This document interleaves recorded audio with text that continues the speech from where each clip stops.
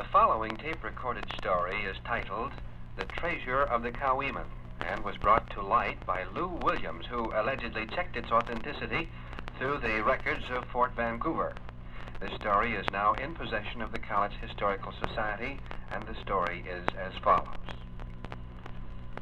The sounds of the reveille bugle had scarcely died away when the pack train consisting of 2 mules, Sergeant Hall, and 3 infantrymen disappeared in Burnt Creek Valley, taking the old military trail north.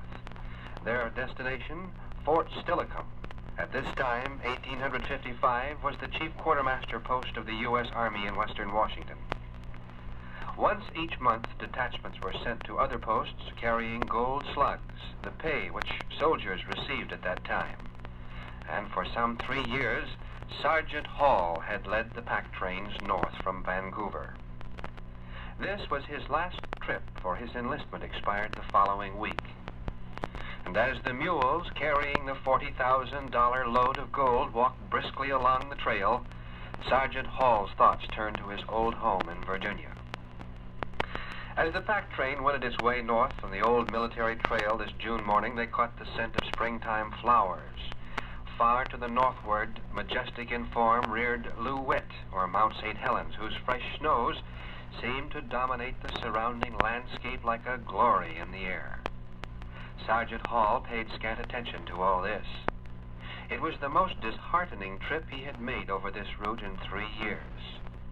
Nothing that this Junetime beauty offered this morning led his thoughts away from the fact that this would be his last trip. Sometime later, a stop was made for lunch.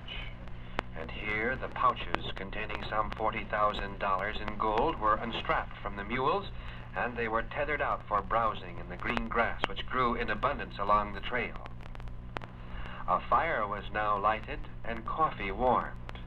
Added to this, they ate beans and pork which the cook and the commissary had prepared, and after the meal they smoked their pipes. The soldiers had noted a change in Sergeant Hall, as he did not engage in conversation and jokes as he formerly did. "Well, what's the matter, Sergeant?" spoke Rusty. "Aren't you feeling well? What's the matter?" Hall, with his pipe clamped tight in his teeth, spoke short and answered, "Just nothing, boys. This is my last trip. We've made this same trip for 3 years, and frankly, I'll be glad next week to quit packing gold for the U.S. government. Matter of fact, I should not have been on this trip, for I only have 4 more days to go. You know, I wanted the colonel to skip me, as I had a date with a Portland boat bound for Panama, and then a trip east to New Orleans." Then he said no more. The pouches were now again loaded on the mules, and the trip continued. The old Cowlitz Trail, constructed by General Grant of Civil War fame, led through the present town of Le Center and Woodland, Washington. And at Le Center, the river had to be forded. Several Indians were summoned to bring their canoes to carry the party across. The pouches containing the gold were unstrapped and placed in a canoe with Sergeant Hall and Rusty. The mules made their way across without having to swim, the water being very shallow. And on gaining the west bank, the curiosity of the Indians was aroused by what was in the leather pouches. "Cultus Muckamuck," answered Hall. In his many trips north, Hall did not recognize these particular Indians, and he became suspicious at their curiosity, and he told his squad to be on the alert, as Indians at this time along the Columbia River did much pilfering and stealing.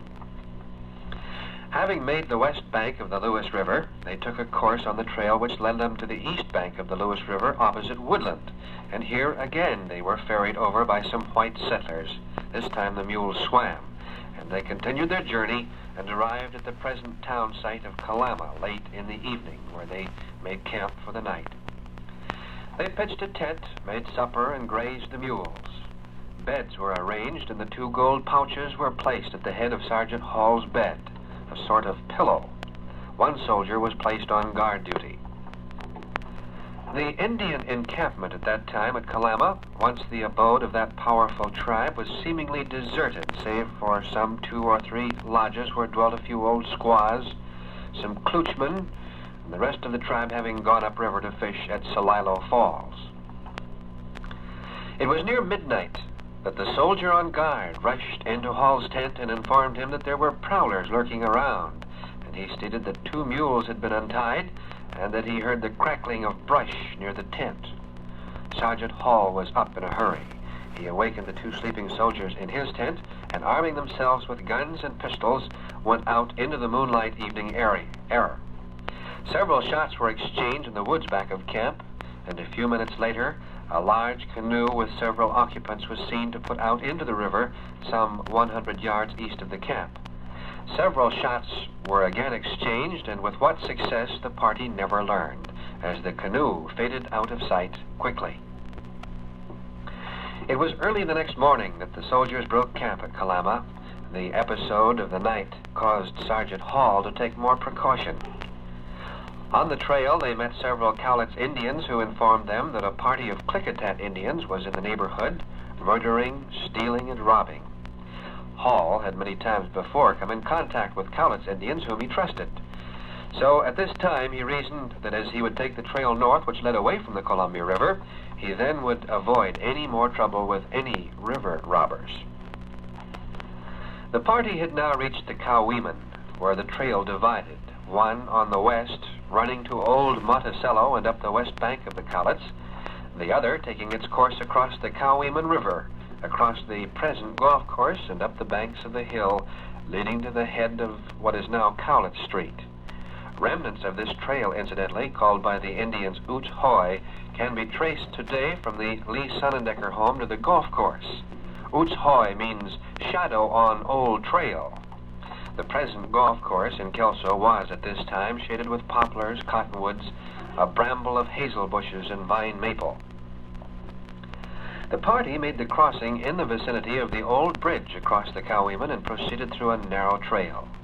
About midway on the golf course, the report of several shots from gunfire broke the afternoon calm. The soldiers replied with a volley, but being ambushed, they could not see their enemies. A second volley was fired by the culprits, and the gallant Sergeant Hall fell. Also 2 other soldiers. The loud reports of musket fire frightened the mules, who made their way into the thicket to the right. Rusty, hit and was wounded in the leg, pursued the mules, who finally stopped. And here he unstrapped the leather pouches containing the $40,000 in gold and threw both bags away in a nearby thicket.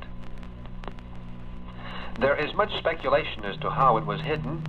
Rusty now mounted a mule and hurriedly made his way back to the army post at Vancouver, where he gave the news as to what had happened. He lived only 1 day at Vancouver, having died with blood poisoning, so that full details are lacking. The command at Vancouver dispatched 3 squads of infantry to the scene, where they found the bodies of Sergeant Hall and his 2 companions. They spent 2 weeks trying to apprehend the culprits, but to no avail. Sergeant Hall and 2 soldiers were taken to Vancouver and buried in the military cemetery near the present Providence Hospital. What happened to the $40,000 in gold? According to our historian Lou Williams, who traced this story from the military post at Vancouver, the money was never found. Whether some unknown assailant made off with the booty of his ambush, or if it was later recovered by Indians or white men, the story has never been ascertained, and it may be beneath the soil today. If so, it will probably always be known as the treasure of the Coweeman.